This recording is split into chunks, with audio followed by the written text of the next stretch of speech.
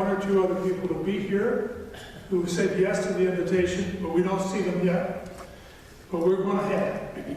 I want to thank everybody for braving the smoke. I want to thank Paul for playing Smoke Gets in Your Eyes by the Platter a little while ago, just to bring us into the right mood. The other thing that should bring us into the right mood is, as of tonight, there are 50 days to the election. Yes. About 30 days until you get your ballot. Okay? So we're coming down the home stretch. And we start with a Pledge of Allegiance and prayers. I pledge Allegiance to the flag of the United States of America and to the republic for which it stands, one nation under God, indivisible, with liberty and justice for all. And Dale, just give us some words for us. Dear Heavenly Father, we thank you for this evening. We thank you for everybody that is here, Lord, and we just want you to bless this meeting. We thank you for it, Lord. We also want you to protect all the firefighters that are out fighting these fires, Lord. We need you have to protect them. And the two police that were shot, Lord, we just ask for a speedy recovery for them. And Lord, as you know, this meeting is, or this vote is coming up, Lord, and we know that you intervened the first time, Lord. We just ask that you put our candidate back in again, Donald Trump, so that we can continue to try to bring this country back to a Christian nation. So Lord, we ask you that you be with the military and be with all the policemen that are out doing their duty, even despite of all of the rhetoric that's going on about them. But Lord, we just ask you for a good evening, and we pray in Jesus' name, amen. Amen. Amen. Thanks, Dale. Well, everybody recognizes that these lockdowns have created all kinds of problems for candidates. I mean, usually there'd be so many signs up now and so many meetings all over the place. Once in a while you get an irritating TV ad, or at least they become irritating to me. But unfortunately, we had to curtail our own Patriot meetings. This was considered to be too important to the city of Redmond for us not to hold a meeting, and we had to do it in person. Okay? Our next meeting, September 28th, is going to feature Cliff Dents. He's a candidate for the U.S. House of Representatives. Okay? I would encourage you all to come out and meet Cliff if you haven't. Get to know who's going to be our next U.S. representative. Cliff has received 100% support from outgoing Representative Greg Walden. I mean, unbelievable support. So we're very happy about that. Now, we've got an important ground rule when it comes to questions from the audience. And I know a lot of people don't like this ground rule because we hear it over and over again. But the ground rule is we request that in asking your questions tonight, limit them to 1 or 2 sentences. Make them questions, not opinions that you have. Because let's face it, we want to hear the opinions of the candidates and not necessarily you. We value your opinions, but in this format, it's not going to work, okay? We had members email questions to us, and we've got some really good ones from people who either a little self-conscious about asking the question or just couldn't be here today. So we'll have those, but we're also accepting audience questions, okay? We don't have microphones because of the Chinese virus situation. We don't have microphones for you to ask the question, so we ask that you speak up, and if we need to repeat the question, we will, okay? We are having the meeting videotaped, and hopefully we'll be able to get it on the YouTube channel. And some of your friends that couldn't be here tonight, we'll see what we have. Now, the other important thing is, prior to the election, our executive team, the Redmond Patriots, will be determining which candidates and which ballot measures we endorse. Okay? And then we'll send that communication of endorsements directly to our 450 members. And what happens, a lot of times, they'll refer those endorsements to their friends that are on our email list. So gosh knows, this is a very important meeting tonight, that's what I'm saying. We have a sign-up sheet that Hazel will pass around, and the two purposes for that. If you're not on our email list, Dale's going to pass it around. Dale's going to pass around. If you're not on our email list and would like to be added, put down your information, your name, your phone, and your email address. We don't share this with anybody, folks, and we get requests to it. We don't share it. The other reason for you to fill out that form is we're going to have a supply from the Heritage Foundation of Blue Lives Matter yarn signs. If you would like to have a blue, as long as they last, if you would like to have one, put that notation on the page with your phone number so I can get a hold of you. So, and the other thing we do is, since we operate on the Schuster budget, we pass the bucket at night, and whatever you can give is appreciated. Okay, we are ready for the program. I think a big congratulations is in order for the fact that 9 people have decided to put their names on the list for this election. I think that speaks volumes about how interested Redmond residents are and how much they want to keep it great or make it greater. And I think that's just wonderful. Good news is we should have, right now we've got 4 of the candidates. We expect to have 2 more, I hope, before long. But we've got these people who are attending. There's 3 people I knew that were not going to attend, and I think this is important that you know. David Wagner, I talked with him on the phone, and David said, I've got a 91-year-old mom who's sick up in Portland. Bob, I can't be there. I just need to be with her. Well, we all understand that. So that's David. Clifford Evelyn. Clifford, you're not here tonight, right? We sent 3 email requests or 3 email and phone invitations to Clifford and never got a response. I don't know what's going on there. He seems to be putting yard signs in a lot of places throughout Redmond, even those that I think some might be placed on illegally on city property. Anyway, Clifford's not here. The third person who we know wasn't going to be here, he's an incumbent on the city council. His name is Camden King.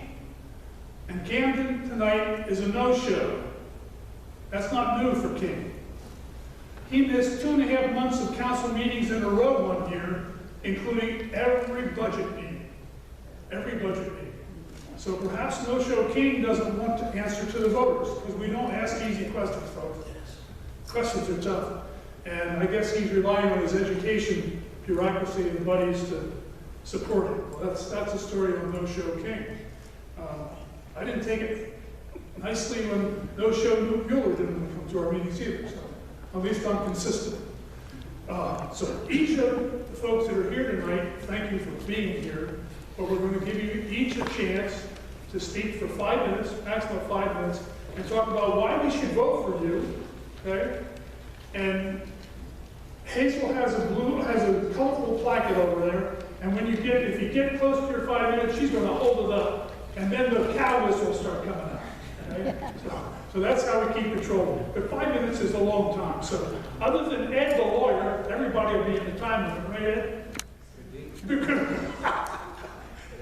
Yeah, nice thing about Ed is Ed was the first one to respond. So that's why they're seated the way they're seated. They're in order of their response to our invitation.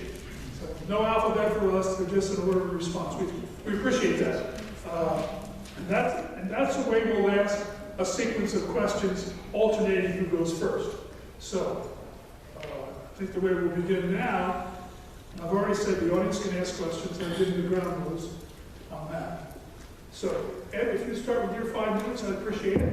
And you can stand or sit whenever's comfortable. Thank you. It's a pleasure to be here tonight. My name is Ed Fitch. I've been in Redmond since 1979. I came here to be the city attorney for Redmond and also the assistant city attorney for Bend. I worked with Ron Bryant, who was the outgoing mayor at that time, and I worked with Ron Marceau, who was the city attorney in Bend. I served as city attorney for 17 years, from 1979 to 1986. In that capacity, I worked with the police department, fire departments, airport, all of those, and probably went to more city council meetings than anybody in Redmond's history over the course of my stay here in Redmond. I married my wife Susan here. We have 2 boys, Andrew and Alex, who were born here and went to Redmond High School, graduated, went to college, and now have come back to Redmond. Andrew's in my office and Alex is with Northwestern Mutual. In Redmond, after I was city attorney, I served as mayor for the city. And in that time, we were able to accomplish quite a bit for the city. We were able to get the funding for the Redmond reroute, which took all of the truck traffic out of downtown. We were able to get the Maple Avenue Bridge approved and on its way to getting funded. We got the Highland Glacier approved. And while mayor and also a city attorney, we were able to get the Federal Aviation Administration to assist the city to release patents on some of the city land near the airport. The most important one, of course, was to allow the city to donate the land which the Central Oregon Community College presently sits on. We also got a patent removed so that Lancero could locate at the airport. These were important steps to make sure that our community had not only economic viability, but also an educational base to support that economic viability. After I was mayor, I served on the Economic Development Commission, both as a member and then later as chair, and served for almost 10 years on the South Highway 97 committee, working with the city and ODOT on trying to address issues concerning South Highway 97.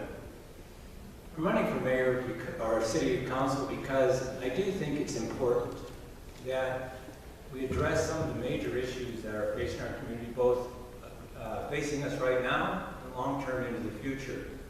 As many of you know, I did run for mayor a couple of years ago and lost to George, but I still think those issues are important. For example, the old Juniper Golf Course has sitting vacant for 15 years. We need to come up with a plan to put that course to economic use. We also need that course to be put to use because it can serve as the vital link for a north-south byway on the east side of Redmond, which we currently don't have. I do think it's important to support the COCC to expand in the future and to get the patent released on other lands near the college. I also think it's important that long-term, we look for a long-term solution to South Highway 97 and preserve a corridor because in no time, 5, 10 years, that South Highway 97, no matter what you do to it, is going to be so heavy with traffic, especially truck traffic, that it's going to be difficult to access those businesses on South Highway 97. You know, we've had, Redmond's actually a fairly well-run community. We have current plans to expand the sewer system for the long term. When I was city attorney, working with Mary Malloy, we were able to preserve enough groundwater rights for Redmond for a long time. So we have adequate sewer, we have adequate water. We do well with our transportation system, and I think that Redmond does much better as a community in terms of transportation than it's been. I'm also running for the city council because I do think that we have to focus more on solutions rather than having division within the council. In the past year or so, there's been a lot of division, 4-3 splits on many issues, and we're not focused on solutions to problems instead of trying to figure out which team had more votes on the council itself. And I've confirmed that with other council members, including those who are in the 4 majority and those who are in the 3 minority. So we do need to have more cohesiveness in the council, more focus on solutions, and more engagement with our citizens as well. We recently had an appointment to the city council that did not engage the citizens. It's an important position where there should have been input from a lot of people. That was not done. I think it should be every time in the future. So those are the major reasons I'm running for the council. I do think with that experience I can help the council address those long-term and short-term issues that we need to look at. And I ask for your vote. Thank you for coming tonight. Spot on. Way to go. Way to go. Okay, next, Ronald. Do you go by Ron or Ronald or? I go by Hello. Hello? Okay. Perfect. I'm on standing, guys. I don't like sitting very much. My name is Ron Osmondson. You can call me Ron, Ronald. I don't care who you call me. My name is Ron. council. And basically, I don't have any governmental experience. This is my first time running. And basically, I want to see Redmond, advance and grow as a city. I've worked with Neighborhood Impact as the Redmond Child Care Task Force guy on there, and I also am an assistant football coach this year at Redmond.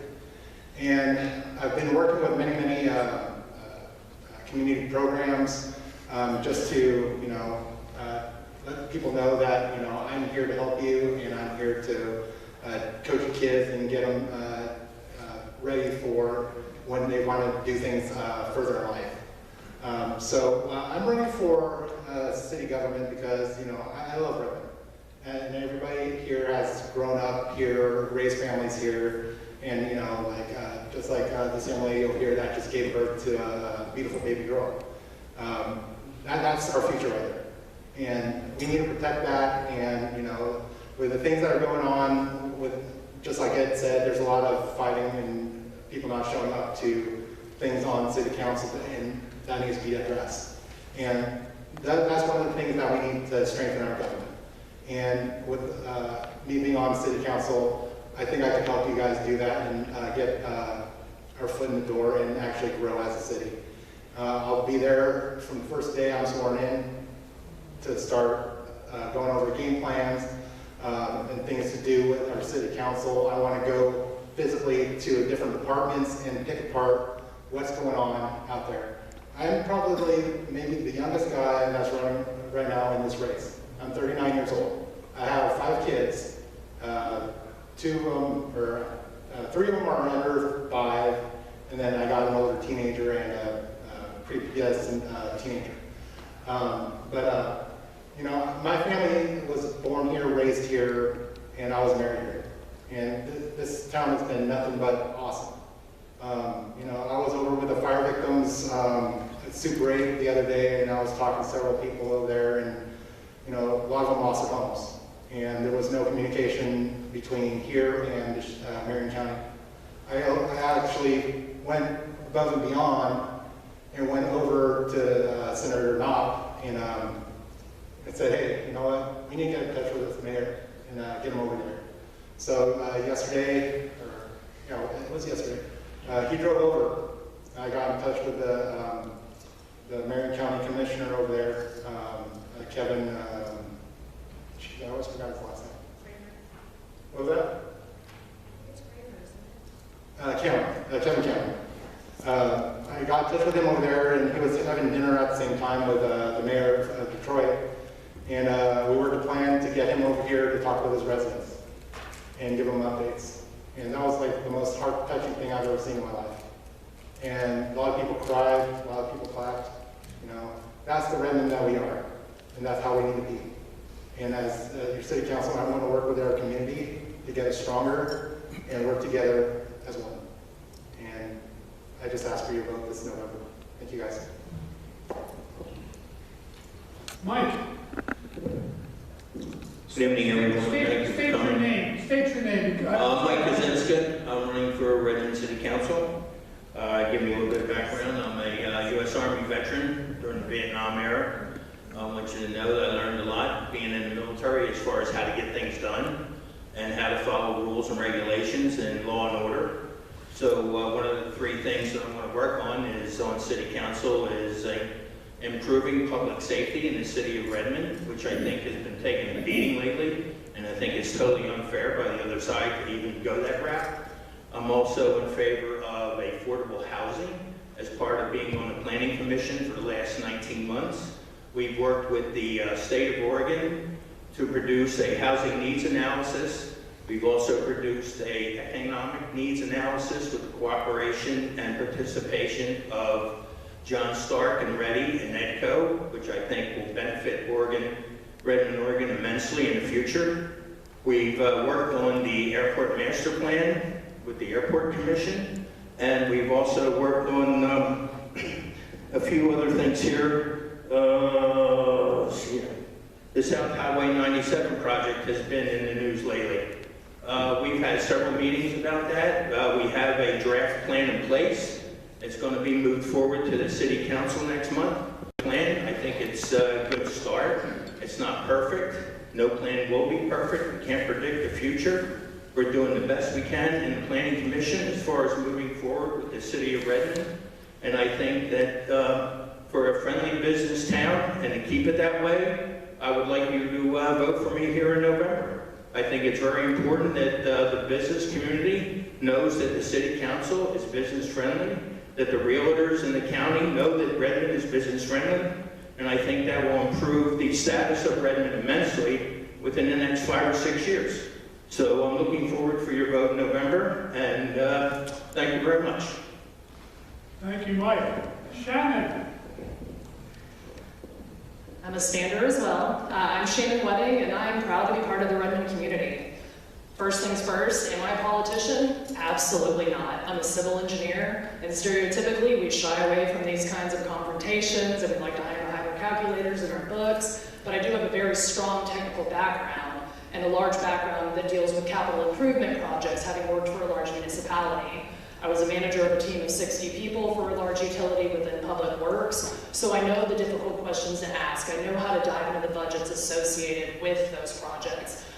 But the proudest part of my career is having been a public servant and having been the voice for the community when they wouldn't have otherwise had a voice. I come from a conservative family with conservative values, and I'm proud to uphold those values. That's a big part of my platform. I have a big heart, and again, I believe everybody deserves to have a voice, and that's our jobs as representatives for a community in a city like Redmond, is to really put thought into our decisions, because it's a marathon, it's not a race. It's a very cliched saying, but it's true. Anybody that's worked for public government understands things can't just be done overnight. It takes a collective group, and not a divided group, but a decisive group, where everybody hears everybody's opinions and takes that into account and makes a decision that impacts the largest collective efficiently and appropriately. Can we make everybody happy? Absolutely not. I know that. Again, I've been on the public side working for utility. I've been called terrible names, but it takes thick skin and heart to get past that point and really understand how you can make decisions for the community as a whole. I'm a big proponent of local business. We are in odd times right now, and we've seen all of our friends and family take a hit with this COVID shutdown. How do we turn around and make sure that the core of Redmond is supported and that they're benefiting, and the people that have gone out on a limb to have businesses, especially small businesses here in town, how do we support them and help them prosper and grow while still vetting out some of these large companies that can come to town that could provide jobs? Again, what's in the best interest of the city and its citizens? How do we protect what we have and make those good conservative decisions so everybody benefits? I'm a huge supporter of law enforcement officers and all of our first responders. I believe that public works employees are first responders as well, because it's in their best interest to protect the public health and safety. And again, that's one of the things I'm the most proud of as an engineer, having been on the forefront, in the front lines. I'd much rather be in steel toes and a hard hat and jeans than a dress and stilettos, because I can tell you right now, I would never ask somebody to do something that I wouldn't do myself or learn to do myself first. That's how we stand as representatives, that's how we learn and how we can understand.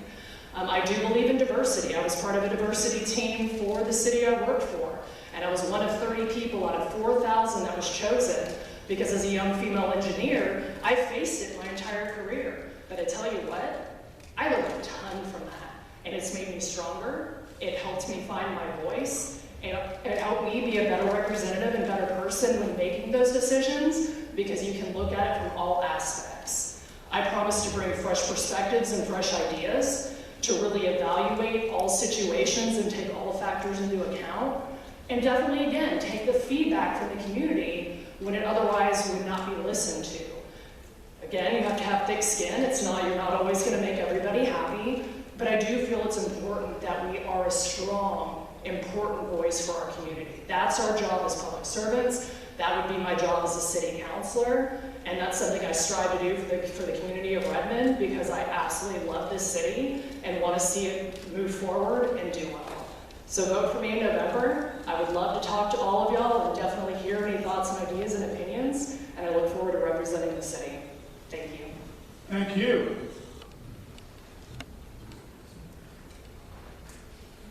Pretty impressive four, I'd say. We're going to be well served, well served. I'm going to entertain a question from the floor. Ron. Or Rick, I'm sorry. Hi, my name is Rick Hayden. I heard two of you touch on public safety, and all the other things that were discussed come after public safety. Everything you guys talked about is great and wonderful. You don't have any public safety.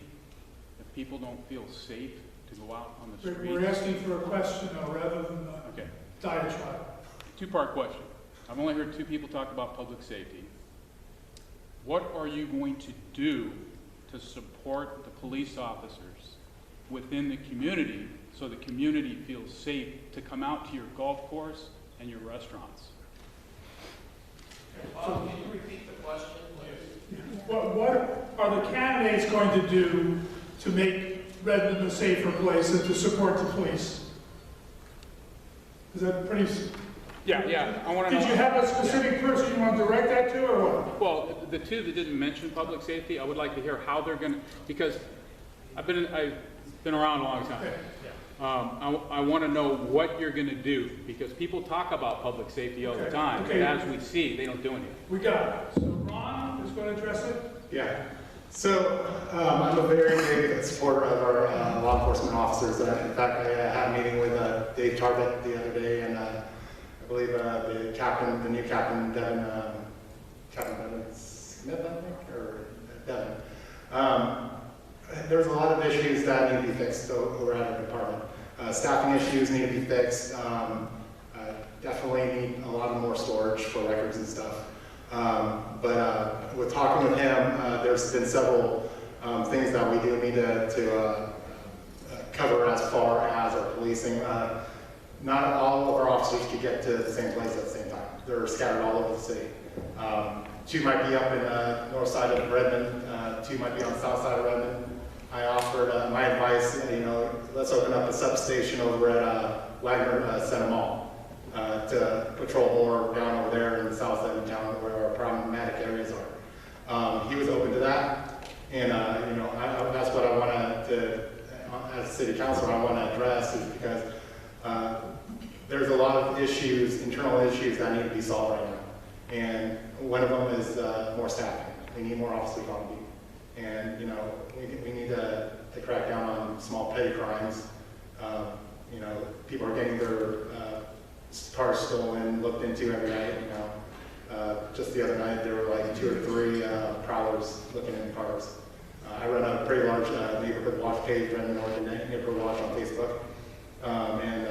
It's a real-time application where people let us know what's going on, and it outputs to all citizens that are in town. We probably grew maybe 1,000 members in the last 4 or 5 months, just joining, because there was 2 separate groups at one point. It was the north and south, and I combined it all into one. And everything that goes on in town we know about, and just like... hold on a second. Yeah. What are you going to do personally to try to get the extra staffing to get the police department where it needs to be to make people continually feel safe? Because we're only 3 hours away from that disaster northbound. Right. What are you going to do personally to make this stuff happen? Well, we need to find the funding. The funding is the major issue right now that's impacting us.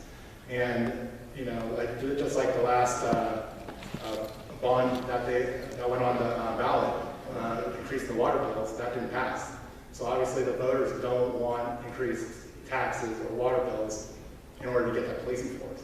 Right, so we need to find a different way to fund the extra officers and get them in there. Okay, who was the other person you wanted an answer from? Sorry, I want to... Ed? Yeah. Okay. For 17 years, I worked closely with the police department here in Redmond. I went on police rides with them. I worked with the chiefs, worked with the deputies. Some of my closest friends are currently police officers in Redmond. They have a hard job. no question about it. And they need the funding they need. But anyone who sat through budget meetings year after year after year knows it's a challenge. You have X number of dollars.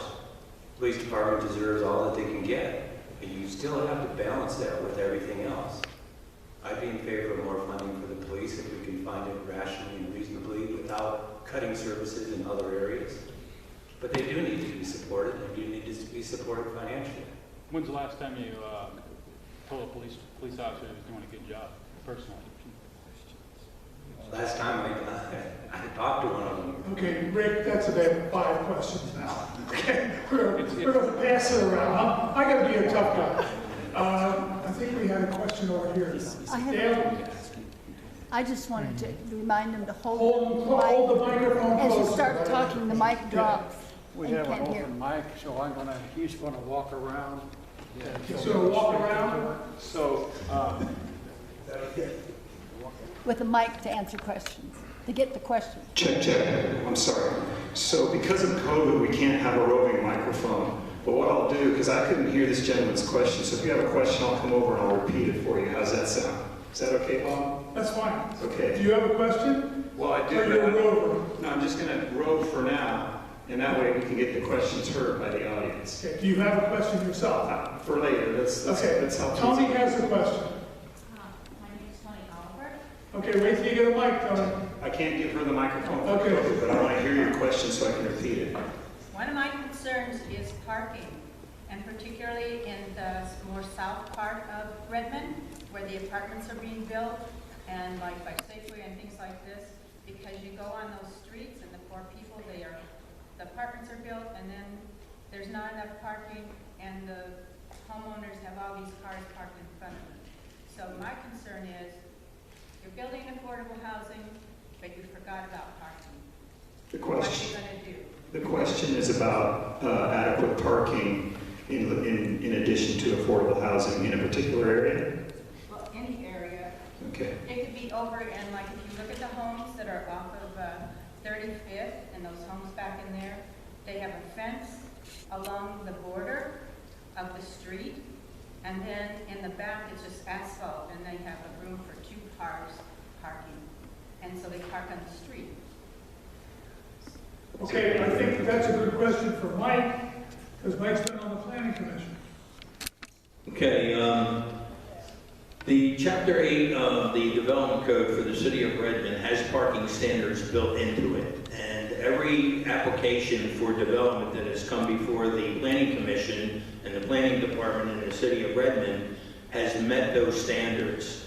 Unfortunately, the amount of people that have cars nowadays are more than what our standards currently allow, because we're having more people moving into these apartments that are multi-families, but we've hopefully have made changes in our development code to allow for higher density housing, more additional parking, and definitely more affordable housing, because by putting more units per acre, we're cutting down the cost of those units, and therefore that allows the builder to provide more parking spaces so that he's not cutting his budget as far as building the properties that he's building. Anybody else on the panel have comments? Well, from what I understand, cars that are parked longer than 7 days are in lieu of citation. So if they're parked there longer, I mean, on my street alone, there's people with travel trailers and broke down cars and stuff. Those actually need to be on the property itself instead of on the street, not congesting traffic. But I do understand that parking is an issue here in Redmond, especially out on 35th and over there, up on the hill there. Okay, a question that was submitted.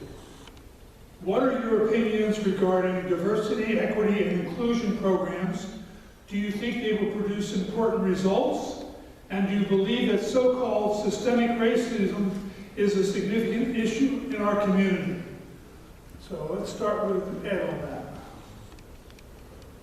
that.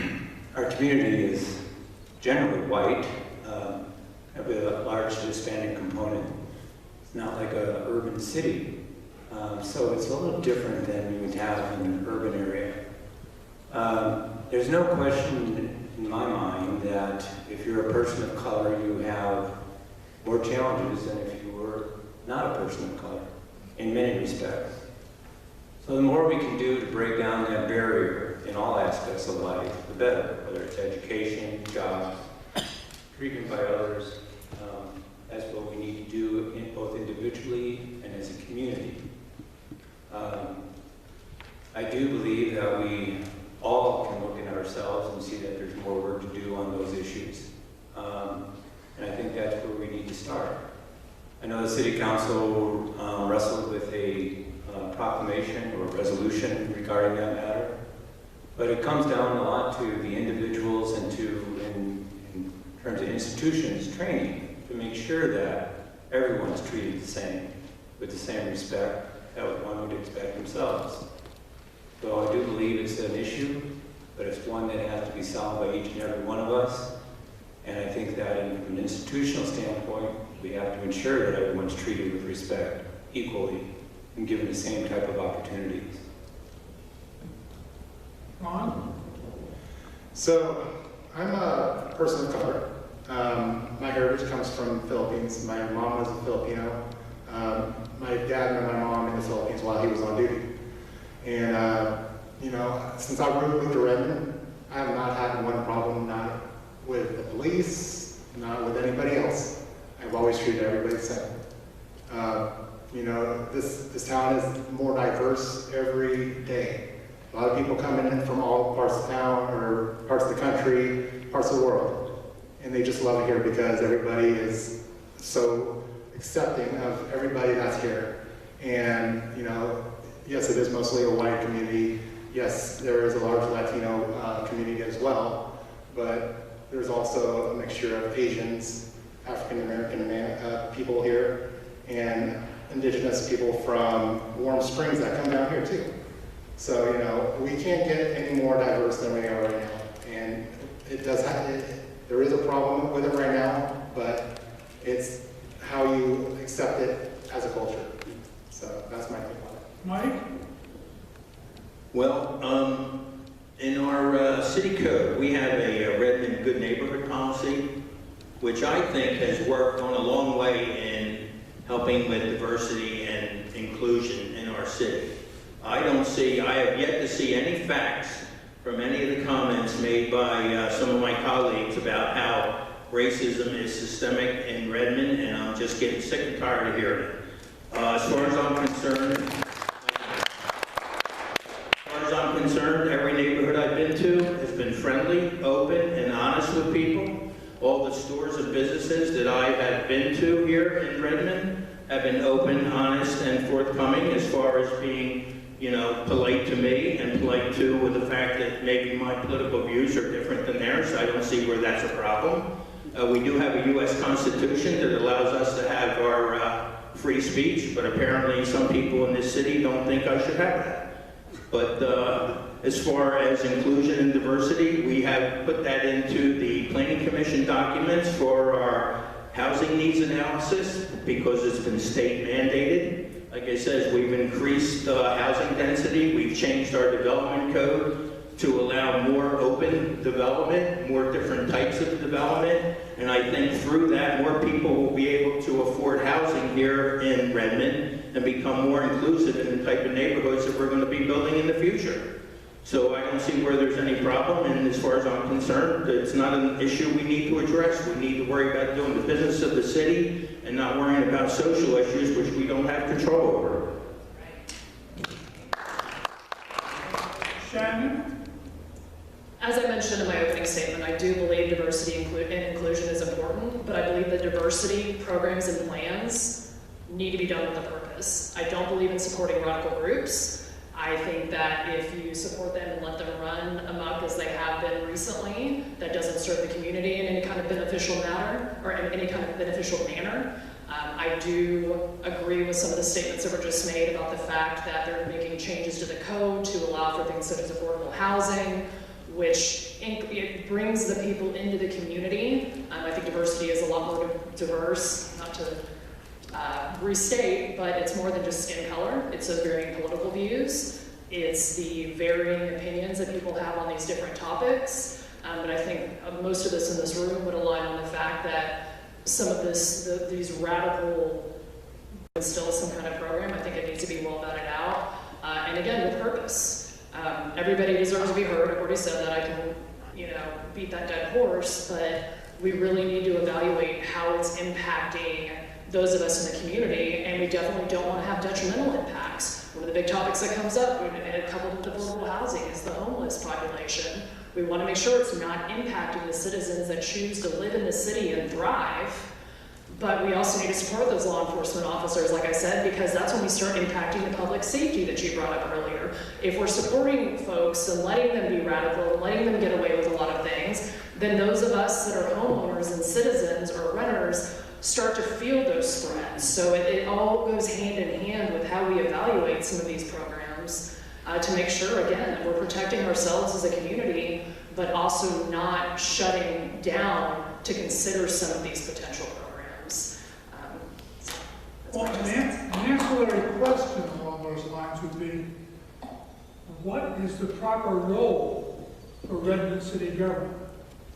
Is it establishing quotas or diversion, anything like that? Is that part of the city councilor's role? I don't believe in quotas. I do think that everyone, city council, planning commission, county government, all of us have a responsibility to treat everyone equally and to show respect for each and every other person. Just as each one of us in here have that same obligation. If everyone does it, this issue will not be there in the future. That sounds more to me like the golden rule than it does something that the Redmond City Council should be involved in as part of their job description. I don't know. Any other comments along those lines? Yeah, I'll chime in a little bit just about city council's role in that. I think that I strongly believe that if city council were to get involved, if any of those programs or potential projects make it through into the budget for approval, that it's in the city council's best interest to do their due diligence, to vet those out properly and not let them slide through. I do agree with your statement that the golden rule of acceptance and the good neighbors, good neighbor policy, treating everyone as equals is important, but I do think there is an opportunity for counselors to step up and make sure that money's not wasted on the programs that could otherwise be allocated towards protecting law enforcement officers and getting more positions for the law enforcement officers to protect the citizens as a whole. Audience questions? Way in the back. You're going to get exercise tonight.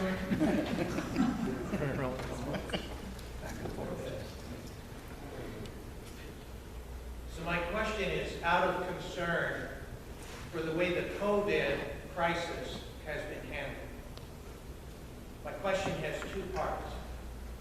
The first is, what are your personal concerns about the way this national crisis has been handled, as well as handled locally? Secondly, are you familiar with the new president's health advisor, Dr. Scott Atlas, what his recommendations for America are? Everybody hear that? Does anybody want that repeated? Raise your hand if you need that repeated. Thank you. Okay, let's start with Shannon. So we've all seen how COVID has impacted families, businesses. It's actually impacted me personally. We talk about mental health awareness and whatnot. It's impacted one of my very close family members because I don't personally feel that it's been handled in the most efficient manner. Now, us as a community, our hands are tied by what's coming out from the Capitol, but I feel we've done a good job of trying to support the community. I do feel that we will rebuild, and it's in our best interest to make sure that we're doing that, and as I mentioned before, that we're protecting our core community and our core values before we try to grow by leaps and bounds. And we see a lot of movement up here, especially with the housing market and how inflated it is. That it's a tough question. We get a lot of false information. It's up to ourselves individually to educate ourselves on what's happening. I don't personally know what Dr. Atlas's platform is, but if I had to guess, it's probably not what we would view as in our best interest. But again, I think we, as a community by leaps and bounds, came out to support those that were impacted, and that we handled it in the best manner we could possibly. It was really up to us as families and citizens in this community to make sure that we move forward. And we lost a lot of businesses and had a lot of that detrimental impact to the community, but it's up to us to rebuild and really raise everyone up and keep moving forward. Mike? Yes, the city of Redmond, I think, has done an outstanding job as far as handling the mandate sent down from the governor in Salem. Unfortunately, we are a law and order city, and we do follow our mandates, and those mandates have been very restrictive. They've definitely hurt small businesses, mom and pop shops in the city of Redmond, and it's just been a sad state of affairs. Until we can get the legislature in Salem to release us from these tyrannical mandates, the city of Redmond is going to be under this tightrope that we're walking to try to keep the city afloat, try to keep all the businesses going in the city without actually causing problems through Salem and having come and bringing their inspectors down here to check to make sure everybody's got a mask on and everybody's washing their hands. I think we're all adults. We all know what is best in our best interest, and I think we should move forward on that approach via that way. But the governor is not letting us, so I think the mayor and the present city council has done a fabulous job in manipulating those mandates as far as keeping the city running. I don't know what else you want us to do. And as far as Mr. Atlas is concerned, I have not heard any speeches from him as of yet, and so I can't comment on his platform. Thank you. I'm in agreement with everybody here. The city of Redmond has done an outstanding job on PPE and mask awareness. I don't know if you guys saw George's commercial here with him with the Darth Vader masks on and whatnot. But I think everybody got the gist of the whole COVID-19 thing. They've done an excellent job. Chamber has distributed a lot of PPE supplies to small businesses. I being one of those recipients for my daycare. We received a lot of PPE from the Chamber of Commerce and CVB over here, and we were very, very grateful when we received those supplies. A lot of businesses have been affected, but a lot of businesses, small businesses, just like Grocery Outlet, north of town, has been in constant supply of supplies for everybody in the community, and that's one of our miracle businesses in this our community during this time, and that's what is needed when a lot of stores were out of supplies. But as far as the COVID response, it's been excellent. And I have not heard anything about Dr. Atlas's stuff with the president.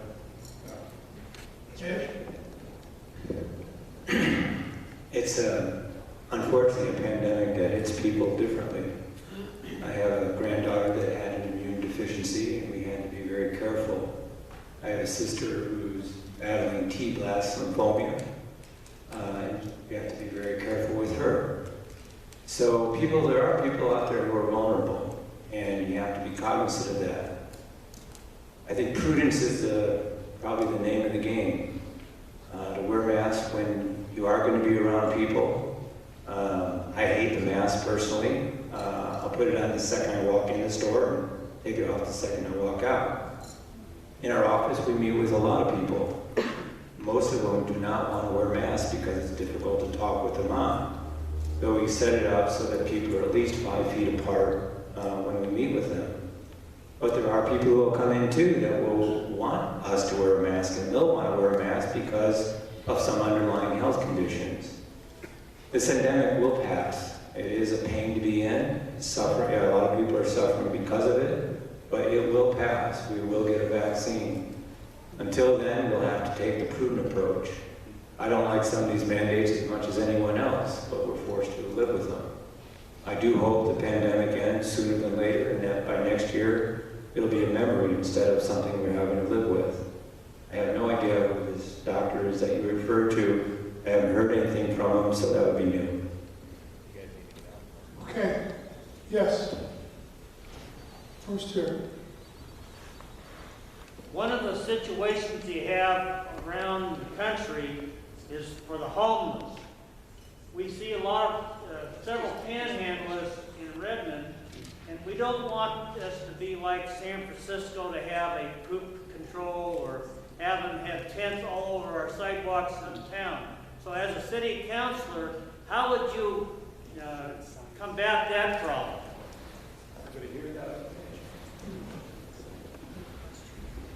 Ron? Well, I think that's happening pretty frequently, more than a lot of people know. I see the same panhandlers on the same corner, namely Obsidian, at least 3 or 4 times a day. I think the best thing we could do right now is educate them, you know, if a police officer approaches them, educate them. You know, there's no, I don't believe there's any code right now as far as panhandling, but I'd like to probably see one, because a lot of my kids see these panhandlers every day, and they ask me, hey Dad, well, what's this guy doing here? I said, you know, he's down on his times. You know, I wish I could give them money all the time or whatever to help them out, but I've seen more and more veterans on the streets panhandling a lot lately, and that's the one thing that concerns me a lot. And you know, I would like to see something happen a lot sooner than later. Mike? Well, one of the problems that causes homelessness is mental health issues. Unfortunately, the state of Oregon and the current administration has been lacking in providing adequate funding for mental health issues. And until that funding comes forward, they give us the opportunity to give these people the help that they need and the help that hopefully they want, and a safe place for them to stay while they're getting that help. It's going to be a tough road to hoe for the city of Redmond. I'm hoping, based on the changes that we've made in the development code and the fact that we're trying to make housing more affordable, maybe some of these people will be able to move into tiny homes or little cottages and you know, be able to resume a normal life. That would be my hope. So unless we can get the adequate funding that we need, that's going to be a problem that's going to be systemic to every city and every town in America. And until that's resolved, we'll just have to do the best we can under the circumstances. Shannon? And I'll piggyback on what he just said. I agree that I think mental health is a huge issue. A lot of times the way to handle the situation is to give them somewhere to camp out and quote unquote put them out to pasture and outside, out of mind, which is a terrible way to handle things. But in the same respect, one of the biggest things people come up to me when they found out that I was running for council was how do we mitigate the impacts to local business of the RVs that are parked on the street, the cars that are abandoned, the people living in business parking lots. How do we handle that as a local community to prevent those damaging vehicles? And that's not the right phrase, but how do we limit the impacts that these businesses are seeing? Because if there's a broken down RV with 6 people living in it on a city street out front of a business, patrons are less likely to go to that business. Because again, it ties back with public safety. So how do we come together as a group and say, okay, I believe right now it's after 5 days they'll tow an abandoned car. How do we, but if it's detrimentally impacting a business, say a dentist's office because there's an abandoned car in his parking lot, how do we categorically rank those situations to make sure that we're assessing the ones that need it the most? Whether it be a ranking scale or a phase scale, things like that. That's how we can really, as a community, come together and evaluate how we can handle it. But I do agree with the funding statement. We need to, until that funding is available, we can't help them get help. But we're definitely making strides towards the affordable housing. It's just getting them from that point where they are currently into the affordable housing. They have to want to do that. So developing programs that are accommodating and and we're really taking those factors into account, almost a safe place, if you will, but also understanding that not everyone wants help and they may be very well happy with the situation they're in. So it goes back to how do we mitigate and limit those risks and impacts that it's causing to the citizens of Redmond and local businesses. There's multiple causes of homelessness. Mental health has been identified one. Economics is the other. Familial breakups is another cause. We're kind of in a contradictory situation right now where the homelessness situation may even get worse instead of better. Our housing market is going through the roof. Rents are going through the roof, forcing more and more people into marginal situations just to be able to afford a roof over their head. So there's no golden bullet out there. There's no panacea that's easy to come by. I work with Shepherd's House. I send them money every month to help them deal with these homeless issues. We need a shelter, a permanent shelter here in Redmond, because in the wintertime it's challenging. Shepherd's House has to go from church to church and have a revolving situation for homelessness in the wintertime. So we really don't have a great solution here because our housing market is crazy. Our rents are crazy. And you're just, and on top of that, you have a difficult economy because of COVID. So we're really going in opposite directions on this homeless issue. I agree with you. There's some people out there panhandling. I have no idea why they're doing it. I see the same guy over there by Safeway. I'm sitting in Canal. Pre-COVID, post-COVID, he just sits there and asks for money. I don't know why he's not working. He looks fine. Some people are like that. But really, the tragic of homelessness is when you have children and families who don't have enough resources to have a roof over their head. And that's really what we have to focus on. Okay, here's a question from a member. It's an interesting hypothetical question. Oregon and some other states have chosen to ignore or violate federal law. Notable example is marijuana. First question, why shouldn't counties and cities be able to ignore or violate state laws they disagree with? And two, what are your personal feelings about marijuana, recreational and medical, CBD, and hemp? And we're going to start with the lawyer on this one. It's just right down your ramp. Okay? Well, there is a, I'll call it inconsistency between federal law and state law right now. There's been back and forth between the Obama administration and Trump administration on it.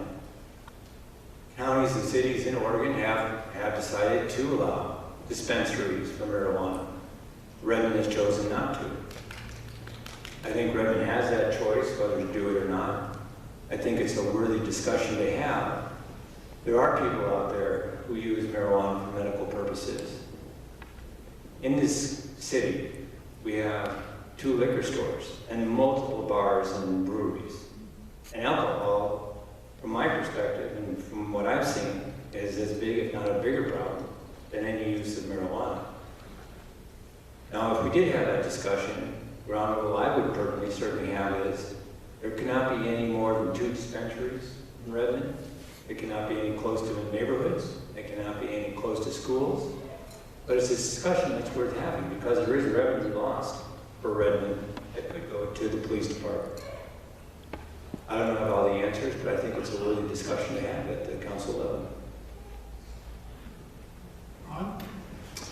Well, I was kind of thinking the same way as Andrew Fish at one point, but listening to some of our community leaders, it's not feasible. It would cause more problems than it will anything. We're going to have an adequate police force in order to watch the dispensaries. And, you know, if you look at the bigger picture here, Bend has their dispensaries, Portland has their dispensaries, and look at the problems that they're bringing right now. So, as I personally have a stand on it, I do not support it, and I support the statutes that are in place in Redmond right now. Mike? Well, the Redmond City Council and Mayor made a fine choice in putting into the city charter that they will make no law that would conflict with Oregon state law or federal law. And until marijuana has been legalized at the federal level, I believe the city of Redmond is well within its rights to keep those businesses out of Redmond. I think right now with the Redmond School District and the problems that they're having with graduation rates, the last thing we need here is pot stores. And I think the fact that I'm on board with public safety, we need more police enforcement, we need to train more officers, and until we get to that point, having a discussion about having marijuana in the city of Redmond. So I'll echo my sentiments in that I do agree with the fact Redmond has it in their ordinances and the charter. It's important to protect the community as a whole. I do 100% agree with the fact that if it were to be brought to the city, it would be a drain on our existing resources. And we've already had the discussion about how we're limited on budget for even hiring more police officers or hiring a task force committed solely to something like that.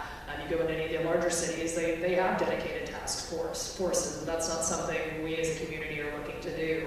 Do I believe there will be a discussion on it in the future? Absolutely. Anything pertaining to revenue or a loss of revenue is warranted a discussion once we get to that point and we're ready to get to that point.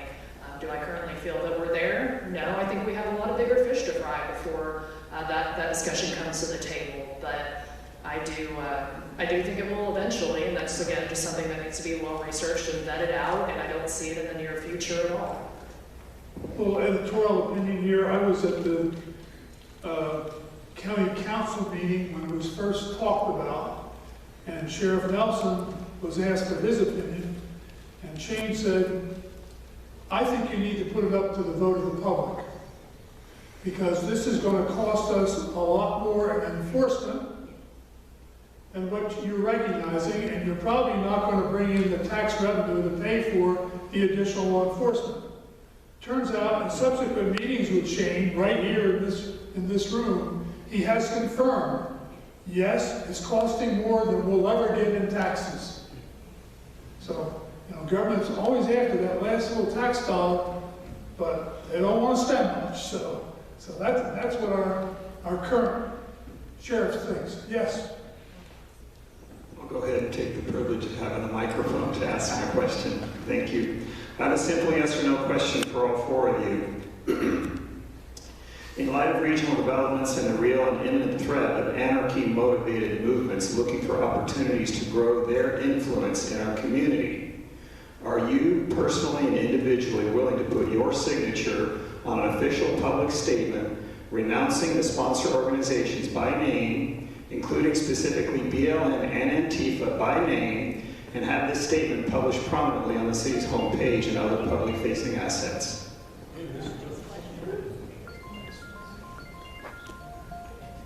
Yes. Definitely. I think Black Lives Matter has nothing to do with Black Lives. I think Antifa is an anarchist group and is out to just destroy our Constitution and try to overthrow our government.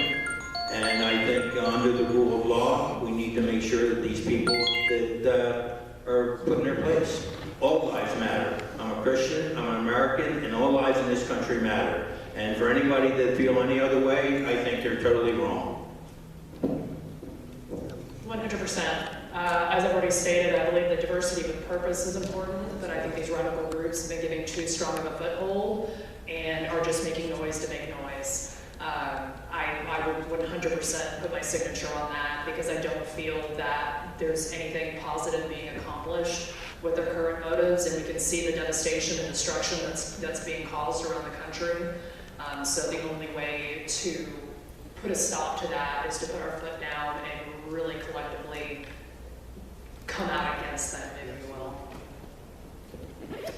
I would oppose any group that advocates violence, that advocates white supremacy.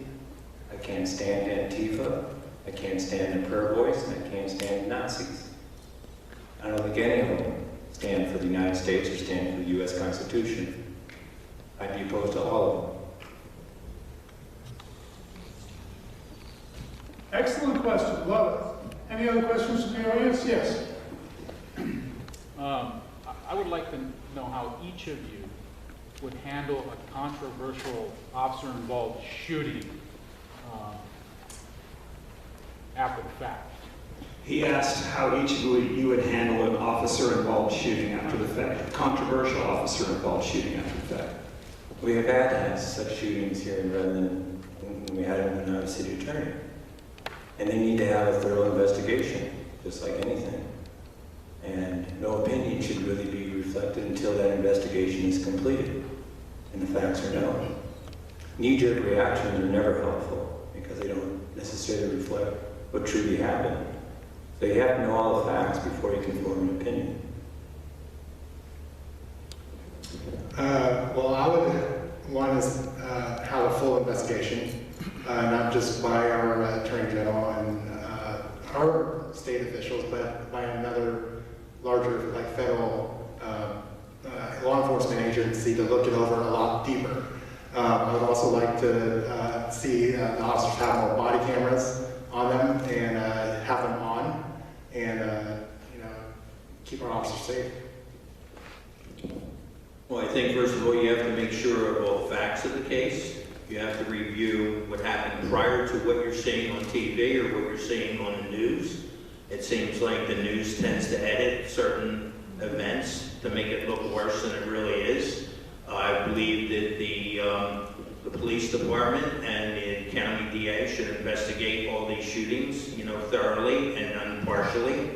And then the city council should review that document once it's presented and make a decision based on facts and not just hearsay or I think this is what happened or this is what I saw on TV. That does not necessarily mean what actually happened in the shooting, because you're looking at a person that's making a life and death decision in a split second, and for you to hold that person accountable to that split second I think is unfair and unjustified until all the facts of the case have been brought out and we make a reasonable determination of whether or not it's been justified. I believe, again, every situation, as I said, deserves to have all of the facts put out there, researched, understood. What I don't agree with, what we're seeing in the current climate, is the fact that it seems decisions are being made to quiet the public, to quiet the rioters, to calm down the situation instead of doing the full research and really standing up and facing the situation. No situation is easy, especially when you're dealing with something like that, but it's definitely not the government's job to back down just because they want to try to make everyone happy or they want to make the group with the loudest voice happy. I believe that we instill our confidence in our police officers. I believe that they've chosen to be in that position, and it's our job to support them. And as he mentioned, they make decisions in a split second. It really is the job of the community, not the community, but those investigating, to really know the full facts of the situation and shut out those ancillary comments and opinions, because you can't make a truthful and honest decision if you don't know the whole situation. So don't throw someone under the bus that made a decision that they thought was in the best interest of protecting the public safety when you don't know the facts. Again, I said there's a lot of misconstrued information out there, and I genuinely feel that there's a lot of that circulating with this, with all the officer shootings we're seeing. It's not fair to the officers. It makes it even more incredibly difficult to get officers to serve and become a cadet and become an officer. We're losing our officers. There's not a high retention rate anymore because they have families too. They're people.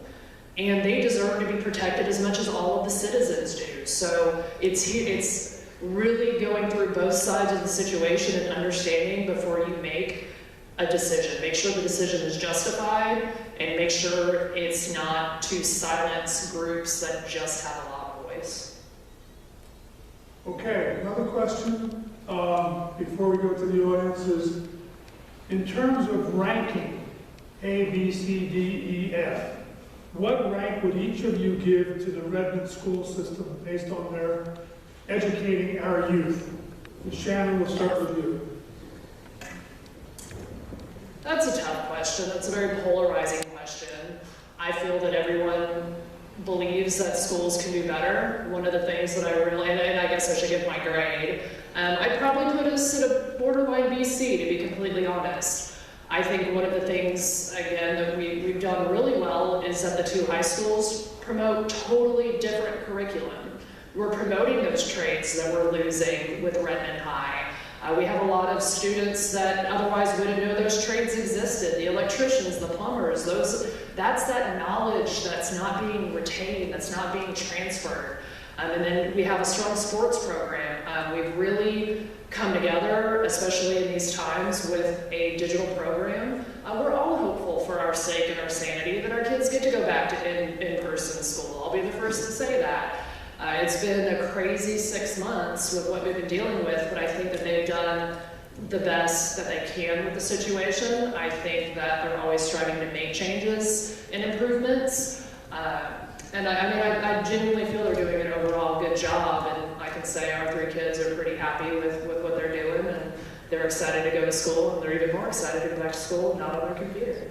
Mike, what's the grade?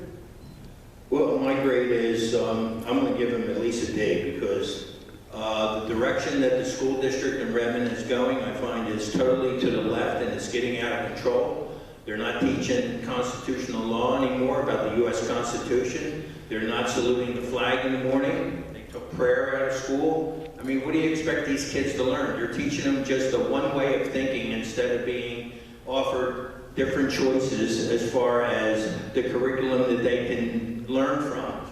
The books and textbooks are being used are being decided by, a Democrat-controlled education system here in Oregon, and of course it's going to have their message as opposed to an open message for every student to learn and be able to value their own opinion as far as what they're reading.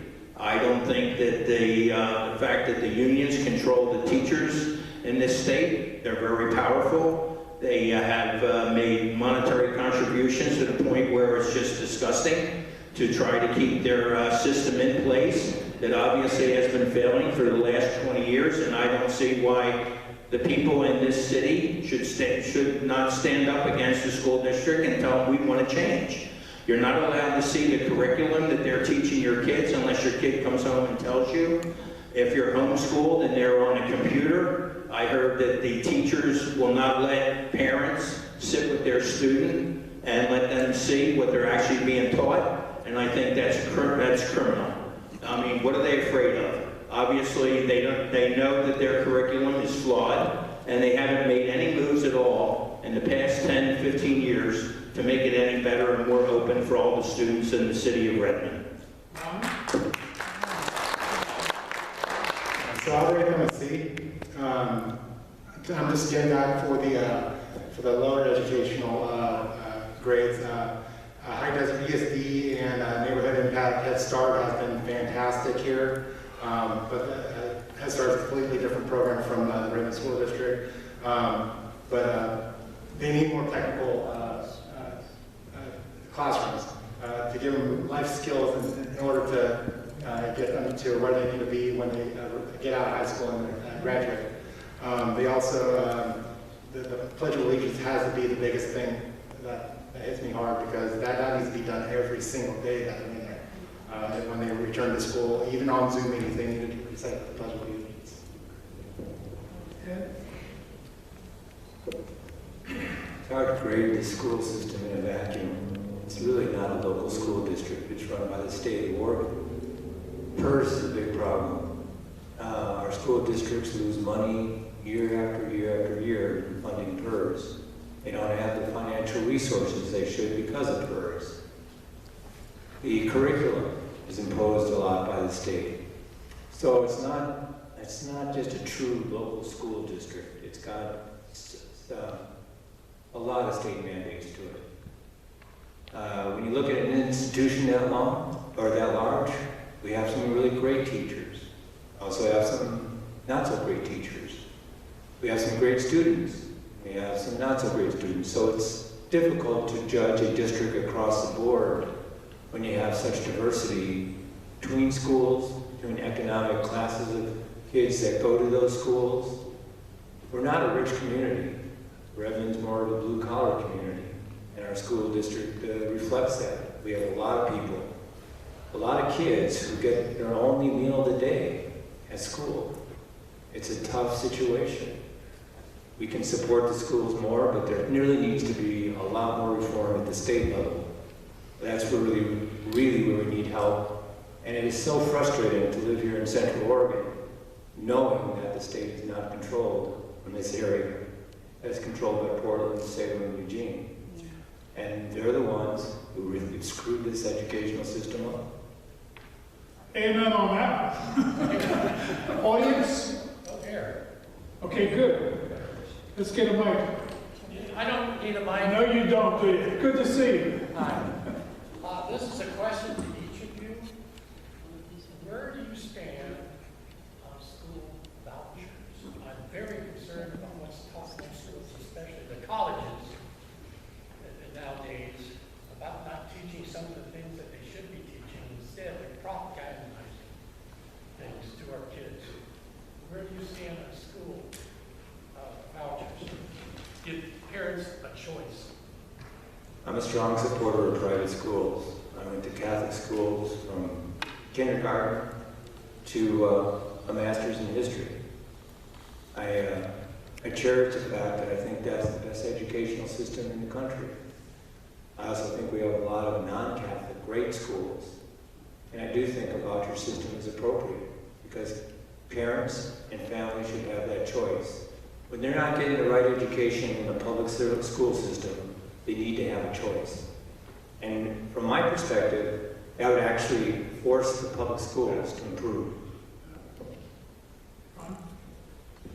I think we need it. I think we need an open school system for parents to have a choice of where their kids need to go to school. But they should also preview where they're going to school first. So kind of like a test run program sort of thing. You know, a lot of parents have choices that, you know, are not available to them. You know, they may or may not like the teacher that they're with, and they don't communicate and whatnot, but then you're stuck with that teacher for the rest of the year. I think it should be open and free for the parents to actually be able to move their children if they deem that they should. I believe vouchers are one of the ways that parents will have a choice in deciding whether or not their children are educated by a systemically bad education system run by the state of Oregon. I want them to have a choice that they can homeschool their kids. They can send them to charter schools. They can send them to private schools. They can send them to Catholic schools. I don't see where there's a problem with that. If the school system in this state is not producing the type of students when they graduate that need to have life skills and be able to move forward in our economy and make better persons of themselves and their families and do well, then obviously we have to give them choice. I believe choice is important. I'm a huge supporter of education, all the way up through my master's degree as well. Every student's different. Every child's different. We want our kids to get the best education possible, but it's definitely not a one-size-fits-all scenario. So providing that opportunity and that chance to make a choice to do what's in the best interest of your family as a whole or your children as a whole is important and definitely something I think critical to helping kids further themselves and helping parents get their kids to get the best education possible. If the child's miserable at school, they won't benefit. There's the chances they'll shut down, especially if it's in a program they're not happy with or with a teacher doesn't suit their needs, doesn't fit their needs. So that's something that's important. We've got to think about everybody's best interests, and obviously all of us that have kids or have grandkids, we want to see them strive and do the best and be the best that they can be. So by providing that opportunity is big. Okay. Question? This gentleman's raised his hand several times. Let's get this. Okay, please.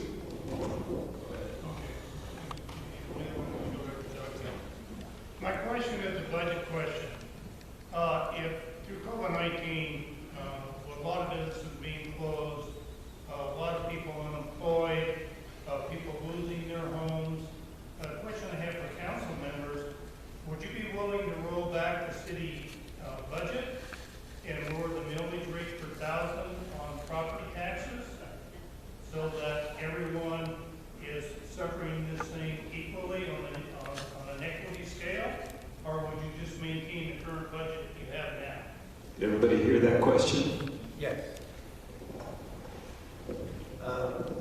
Well, the general fund is supported by the taxes. The primary agency benefits from the general fund is the police department. I do not want to cut funding to the police. No. I would not be in favor of that. I would keep it the same. But then later on, we could probably look at if our surplus is good enough, we could probably work with something, but that would be a whole council deal as well. Yeah, unfortunately, the city of Redmond, I mean, that's just financially, inadequate for them to be able to do that. But they do have a rainy day fund, which they can keep the city afloat while their tax revenue has been depleted through the COVID-19 process and having businesses close and people move out of town and homes be abandoned and the tax rate is not getting collected as it used to be. So I think the mayor and present city council have done a good job in preparing for that eventuality, and we're going to get through this. Cutting the taxes for everybody at this point is going to be a tough sell because we're trying to get public safety increased. We're trying to get the infrastructure maintained and improved, and all that costs money. Unfortunately, we just had to pass a bond just to keep the fire and ambulance going here in the city of Redmond for the next few years. So unless we can put up bonds to help people in this situation, I don't see where that's the city's responsibility. Shannon? And I agree with that. I don't think that decision would be in the best interest of the city or the community. I do think it's the city council's responsibility to make sure they understand what the line items are in the general budget. We definitely don't want to cut any funding for the first responders, as we've all touched on. But knowing where the money is going and when it's allocated for is definitely important, and that's what our job would be as representatives for the city. I do agree. I think there's been a great job done of setting up a rainy day fund, but that's also something that needs to continue to protect the city, to protect its citizens. So moving forward, making sure we have that funding available. But no, I don't agree right now that would be in the best interest for the community. One more audience question, yes. Well, back to the school vouchers. What percentage of the school system is allowed to go to private vouchers? Is the teachers' union standing in the way? And what will you as individual counselors have? What kind of impact do you have for change? Everybody says, yeah, that sounds great, but what? I got to interject here. I really don't think this is a matter for Redmond City Council. It's a state issue. It's in a different place. It's a state issue. It's a state, okay. I want to do one other exercise, or at least one other exercise that I hope is fun for the audience, maybe not so much fun for the candidates, right? We're going to start with Ed. Ed, you're in competition. You're each in competition. I love competition. But has somebody on the stage said something that you just wanted to challenge, that you wanted to challenge them on right now? Point them out and say, why did you say, or why do you believe? Not really. So we can vote for all these people that we'd be having. Everyone's going to have to make up their own choice. That's the beauty of America. We have that choice. We have that ability to go into the voting booth or by mail and make our choice. No one's here with any intent to. Everyone's here with the intent to make this city better. I believe I'm a better candidate just because I have that experience. I have the ability to know how to get a lot of things done. I'm not going to criticize my fellow candidates. They're here with an open heart and a desire to serve. And I cheer them for that. But it's up to you to make the decision, not us. Okay, anybody else on the panel want to challenge one of the other panels? No, I think everybody's in agreement here. I think we're all here for the city of Redmond, and we want to see that change. And just see us get better as Redmondites to get to the next step in our city development. Yeah, I'm here tonight to give a positive message. I don't believe in negative messaging. I don't think that works. I think that's very unbecoming of anybody running for public office. You want to be able to sell yourself and promote yourself and give people a reason to vote for you and not a reason to vote for somebody else. Shannon? I consider myself lucky to be up on stage with such worthy competition and candidates. I think as a community, we're very lucky that we have so many people wanting to serve the public. Unfortunately, only a handful of us were here tonight, but that shows that people want change, people want growth, and having those different perspectives and ideas is big. I think we have a great lot of candidates for everybody to choose from, and I'm definitely excited to see what the election brings in November, and do feel that y'all will be very well represented with whomever you choose to elect into office. Okay. Let's start with Ed. What are your thoughts on Redmond's new urban renewal district, south of 97, on the work that's been done so far? South Highway 97, I worked on South Highway 97 for about 10 years, looking at plans for development, et cetera. I think the urban renewal district is a very good idea. My challenge on South Highway 97 is this. I do believe that it needs improvement. Obviously, it needs sidewalks. It needs, there's going to be more lights down there to control traffic, to give people the opportunity to go across and make turns. I mean, it's hellish right now. You know, I've seen so many times where two cars are trying to turn left at the same time and they're coming in the opposite direction. It's downright scary. But I also think that we need to look at the long-term solution for Highway 97 as well. If we don't solve that problem, I guarantee you, none of us might be around. But down the road, ODOT will look at South Highway 97 when it's got 30 or 40,000 vehicles on it, say this isn't going to work, there's nothing we can do that will make it work. We're just going to build a highway in the public BLM land around the town and just bypass Redmond. That's what I fear, not for us, but for our children and our grandchildren. And I think we need to address that situation before it's too late. I think that says it all right there. We need to develop the south side of town. You know, like sidewalks are far underdeveloped, and it needs major attention on the south side of town. On Umatilla, there is no sidewalk. There is gravel. I see a man in a wheelchair going down the street, and he gets stuck in some gravel, and that's not okay with me.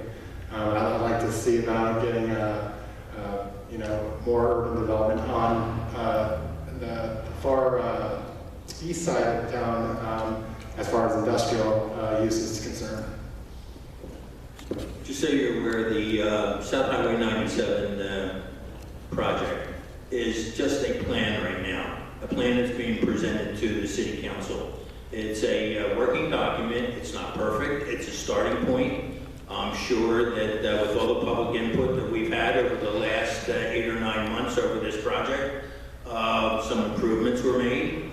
It still needs more improving. We're looking for more federal funding and more state funding to move forward on that project. And I think that when it's done, other than some localized issues with a couple businesses, I think it will be a fine thing for the city of Redmond. It'll certainly improve the traffic flow through Redmond, and it'll avoid there'll be no longer any left turns allowed onto Highway 97 out of the businesses. You'll have to move down to a traffic light, and you'll be able to make a U-turn at the traffic light. We've also going to increase cross streets so that there'll be less traffic on Highway 97 that's going in and out of the businesses in that area. And I think long-term, that would be a good thing for Redmond. Bottom line is infrastructure is critical for any kind of development, any kind of growth. We've seen people moving to Central Oregon in droves from various states, from other parts of our state. And in the past, with any utility or any municipality, it always seems like we're being reactive instead of proactive. As you mentioned, it's just a plan right now, and no plan is perfect, but at least we're taking the strides and measures to evaluate and make these potential changes. Again, infrastructure is our lifeline. I'm an engineer. That's what I do. That's what makes me happy. I totally turn into a nerd when talking about it. But it's making sure that we're planning and trying to stay one step ahead of those changes, of those developments, but also in the same respect, making the right changes if you have to be reactive. None of us in this room probably could have predicted that we would have the housing market the way it is, or this many people moving to Central Oregon. We all love living here, but how do we retroactively go back and make sure that we're making the right decisions related to those infrastructure projects so we can provide that benefit to the city, so we can provide those safety measures to the city, whether it be lighting, whether it be cross streets, whether it even be critical infrastructure such as water, wastewater, and storm. How do we make sure that we are evaluating all these projects and keeping them moving forward in a positive capacity, but aiding the city with growth in an effective manner? We're getting close to the witching hour. Any other questions from the audience? Over here. Okay. Where is the south, what land is this encompassing, the south? From where to where? She wants to know what is South Highway 97? What are the boundaries? I can answer that. Thank you. Oh, okay. It's going to be from U Avenue to Highland Avenue. That's what it encompasses. Right now, where you have all that left turn lane in the center of the highway, that's going to go away. They're going to put a median in there with a curbing, and they're going to put in sidewalks, tree lines, and bike lanes, and they're going to widen the road a little bit. Thank you, good, I needed that little lane, terrible. Question for the audience. Do you feel as though you've gotten enough information tonight to be able to make a good judgment on who you're going to vote for? Sure. Okay, that means you don't have any more questions? Okay, thank you so much for coming out on a smoky evening.